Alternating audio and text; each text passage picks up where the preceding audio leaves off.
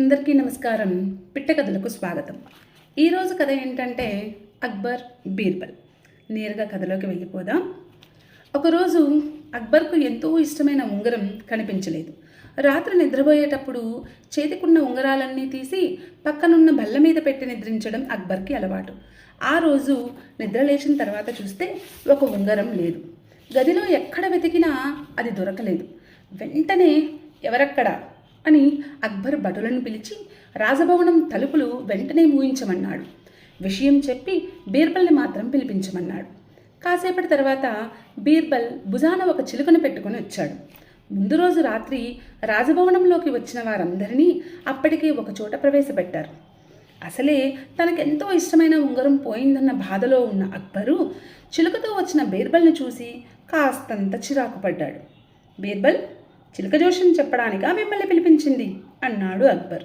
జహాపనా, మీకు ఈ చిలుక గొప్పతనం గురించి తెలియదు. దీనికి దివ్యదృష్టి ఉంది. చోరీ చేసింది ఎవరో ఇట్టే పసిగట్టి వాళ్ళ భుజం మీద వాలి దొంగ దొంగ అని అరుస్తుంది. అప్పుడు వెంటనే ఆ వ్యక్తి చేతులు నరికించాలి, లేకపోతే ఆ చిలుక అలా అరుస్తూనే ఉండి చనిపోతుంది అన్నాడు బీర్బల్. అంత గొప్ప చిలుకను చావనిస్తామా? చిలుక వాలిన మరుక్షణం ఆ వ్యక్తి చేతులు గాల్లోకి తెగిపడతాయి అన్నాడు అక్బర్. అలాగే జహాపనా అంటూ బీర్బల్ తన చేతిలోని చిలుకను తీసుకుని దాని తల మీద నిమిరాడు. చిలుక వెంటనే దొంగ దొంగ దొంగ అని అరచి గాల్లోకి లేచింది. అప్పుడు వరుసలో నుంచి ఒక వ్యక్తి భయంతో పరిగెత్తే ప్రయత్నం చేశాడు. భటులు వెంటనే అతన్ని బంధించారు.